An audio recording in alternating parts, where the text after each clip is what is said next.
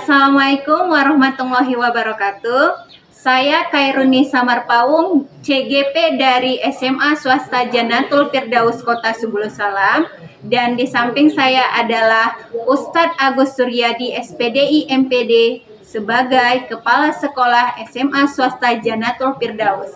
Di sini saya akan melakukan tugas demonstrasi kontekstual yang dimana saya akan melakukan wawancara bagaimana seorang pemimpin dalam mengambil keputusan.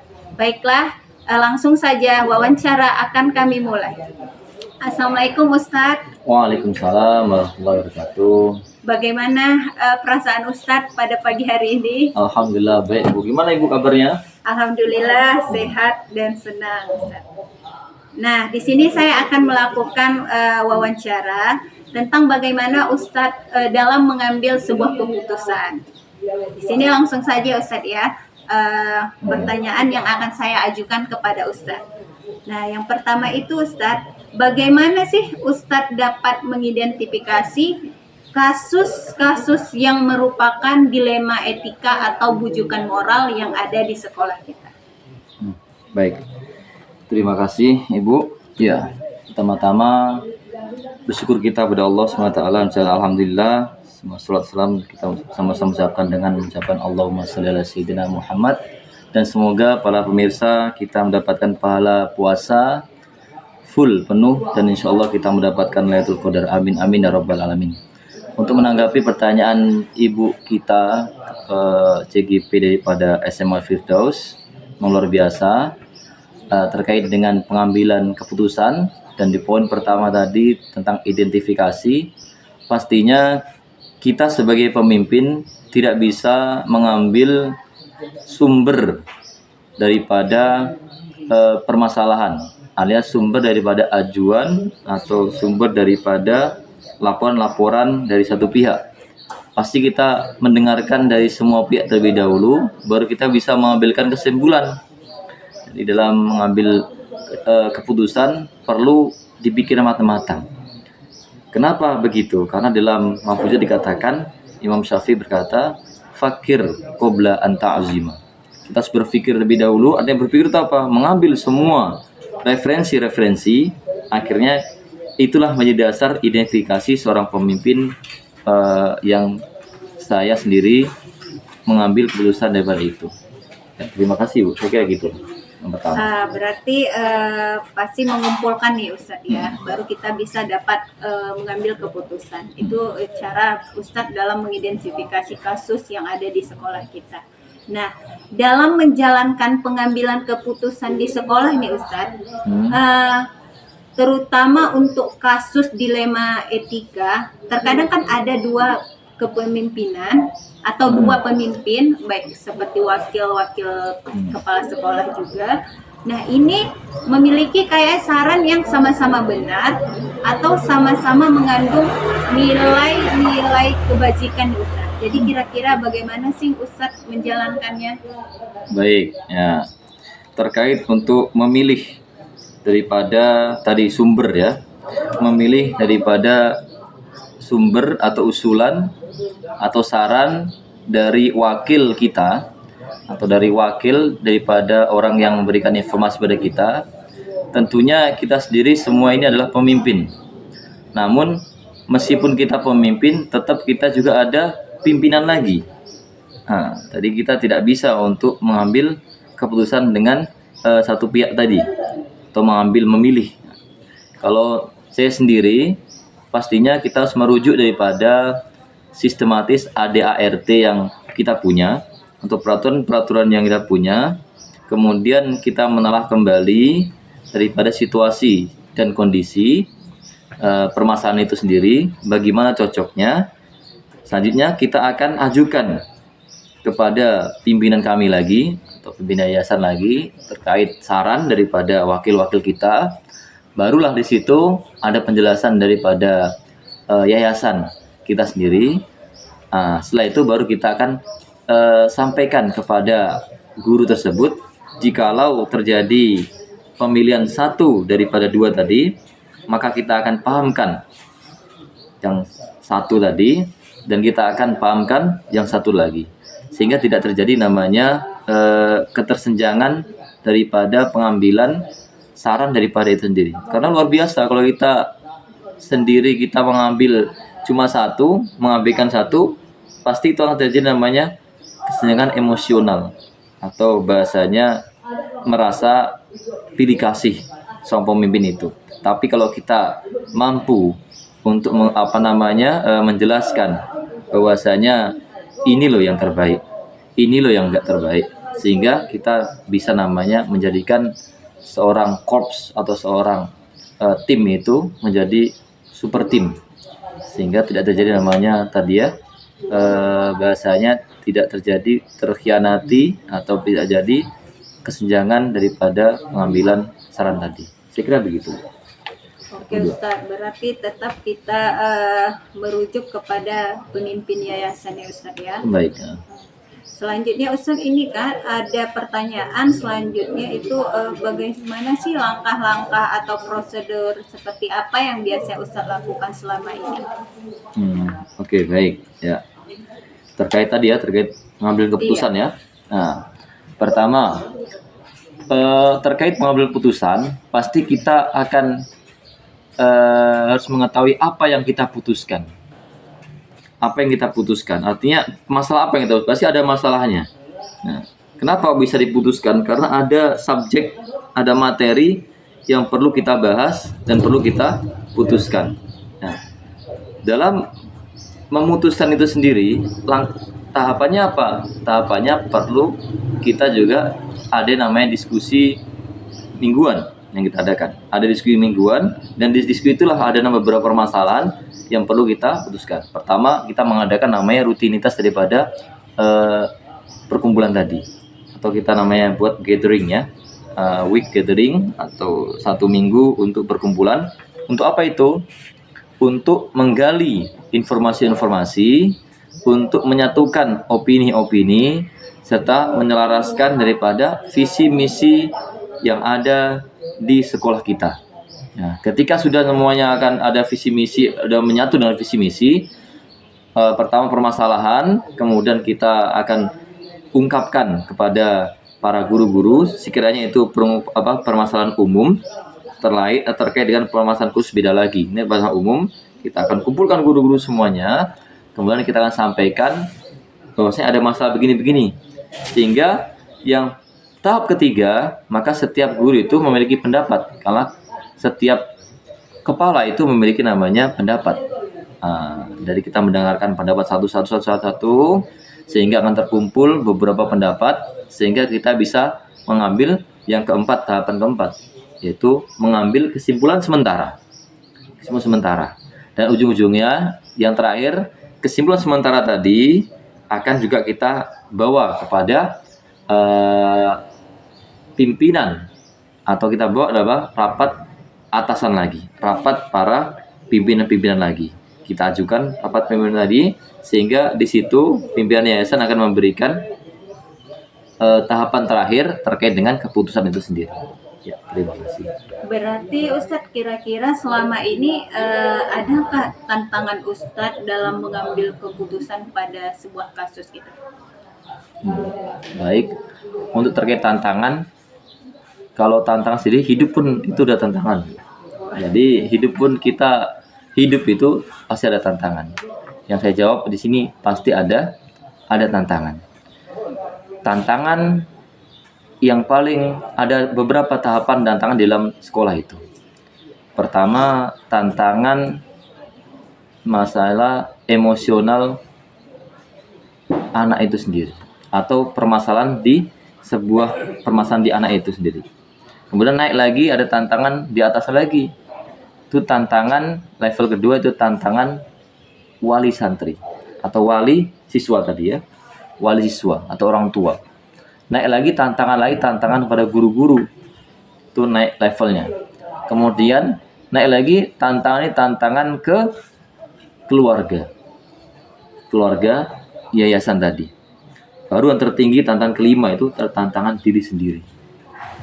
Bagaimana mengatur diri sendiri jika kita semangat? Bagaimana kita mengatur diri kita sendiri supaya diri kita ini menjadi diri yang uswatun hasanah? bisa dianut oleh seluruh warga sekolah, saya kira itu tantangan-tantangan itu ada tahapannya.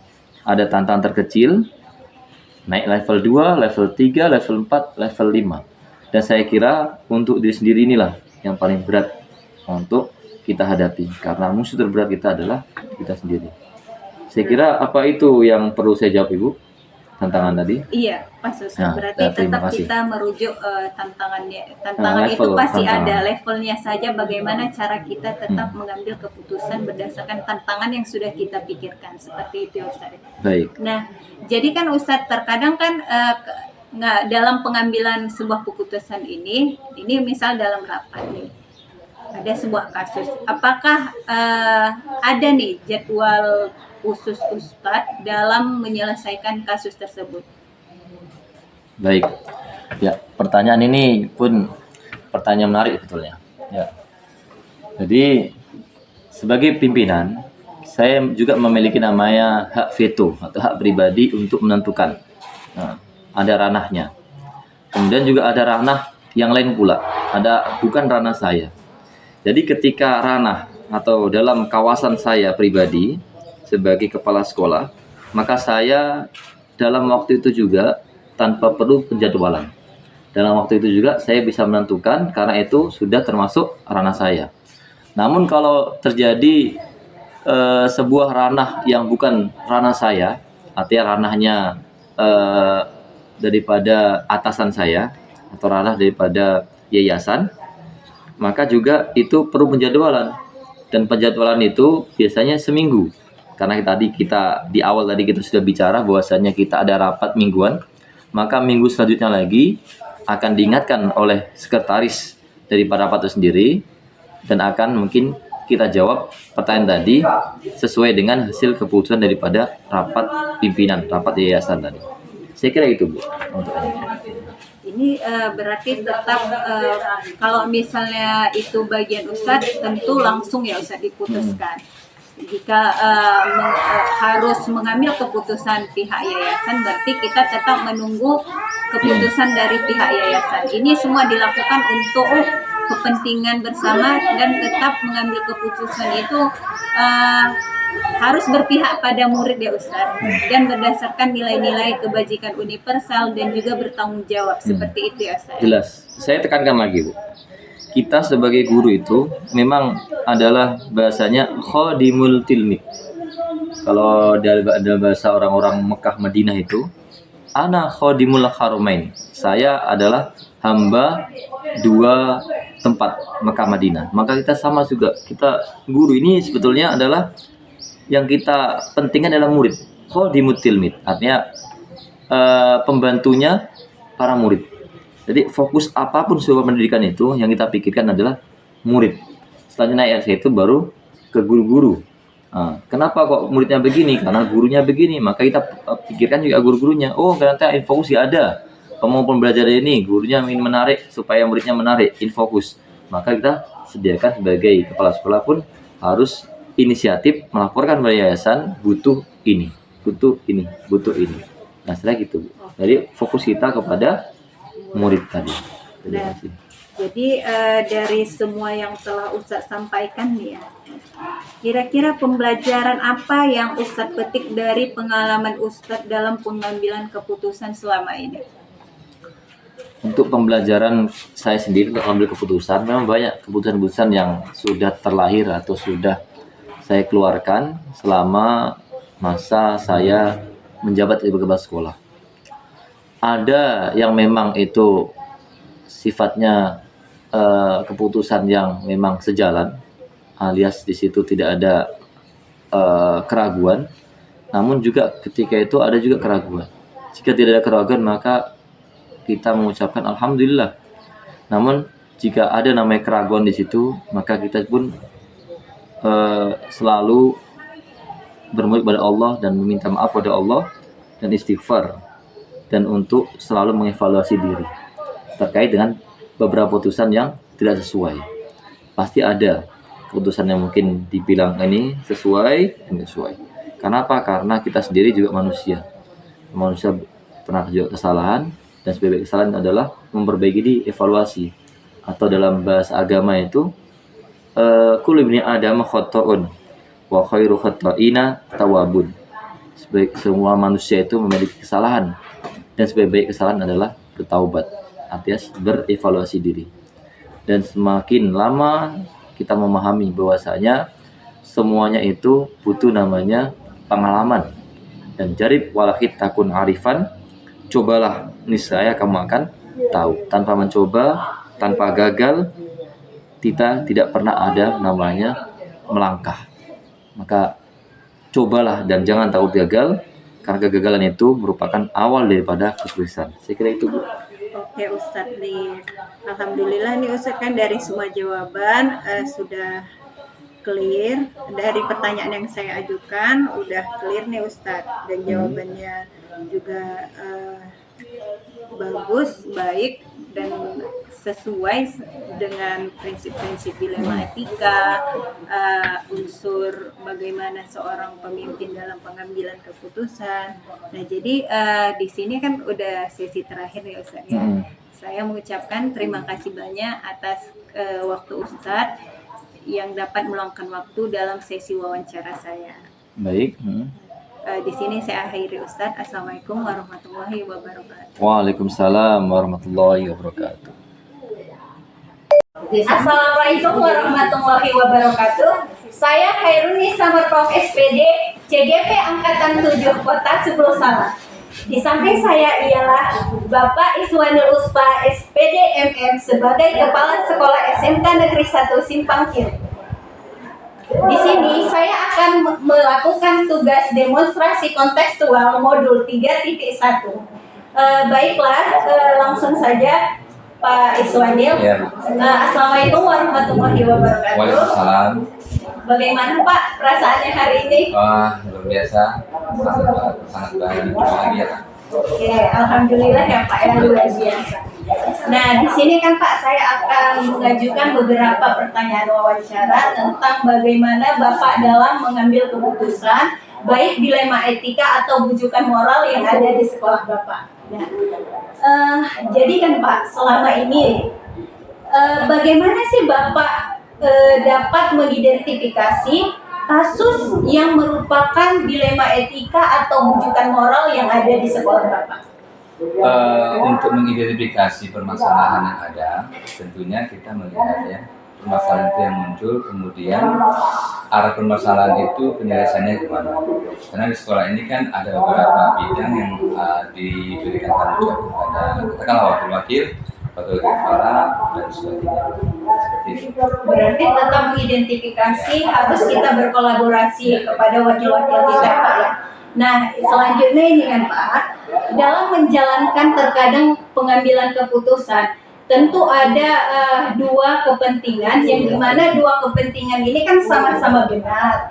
Jadi kira-kira Bapak dalam mengambil keputusan dari hal dua kepentingan ini, kira-kira apa sih tindakan Bapak? Tindakan mungkin gini, kalau memang kepentingannya itu berkenaan dengan ada katakanlah juknis yang mengatur, kita harus melihat juknisnya dulu atau prosedurnya ada, ya kita harus melihat prosedurnya. Kedua, pemecahan untuk pengambilan keputusan itu kita penekanan itu duduk bersama, artinya bersama-sama mengambil keputusan.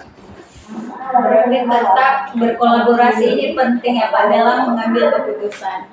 Nah, sejauh ini kan Pak, biasanya kita ada langkah-langkah atau prosedur seperti apa yang biasa Bapak lakukan? Langkah-langkah untuk penanganan katakanlah kasus untuk mencari solusi ya, tentunya tergantung dengan permasalahan yang ada. Katakanlah permasalahan kesiswaan.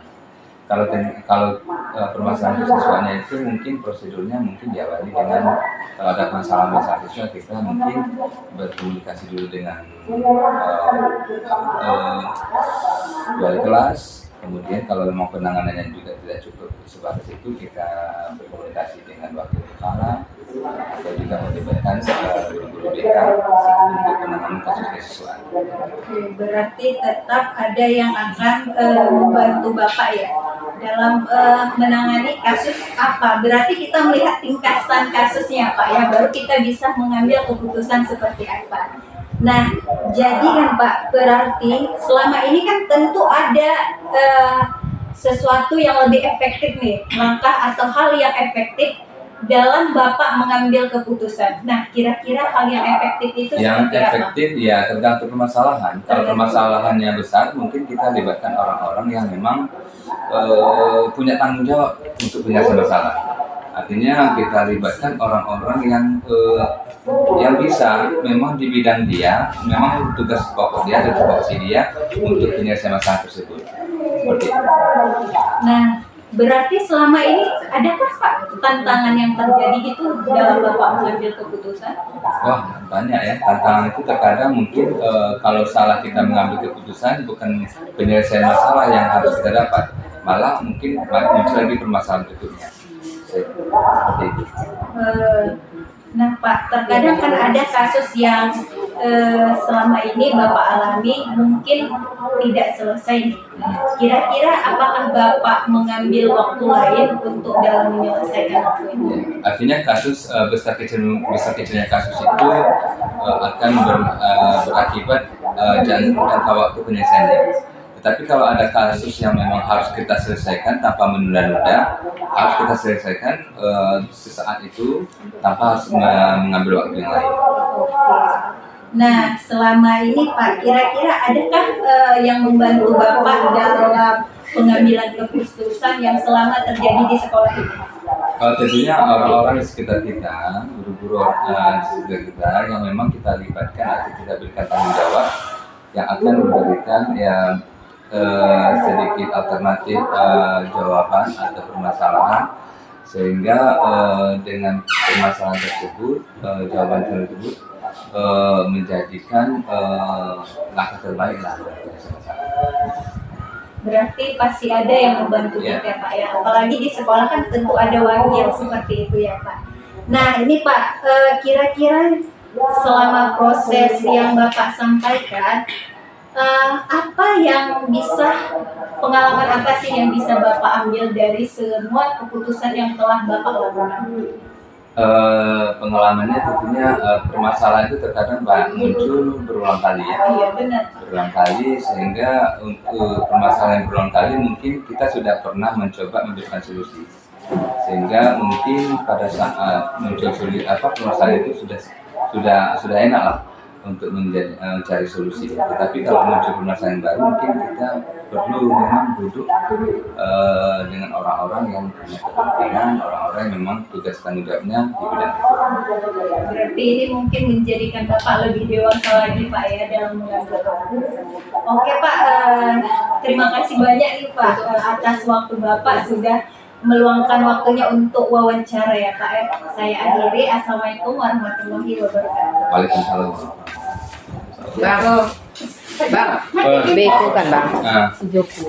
Abang bikin apa? Baiklah, dari kedua hasil wawancara saya terhadap kepala sekolah, bagaimana cara mengambil keputusan dalam dilema etika, terdapat bahwa dari kesimpulan untuk mengambil sebuah keputusan dilema etika, kepala sekolah tersebut harus merujuk kepada prinsip-prinsip dilema etika, 3 unsur keterampilan dilema etika, dan 9 langkah pengujian dan langkah dilema etika untuk menjadikan sebuah keputusan yang bertanggung jawab, berpusat kepada siswa, dan memiliki nilai-nilai kebajikan universal.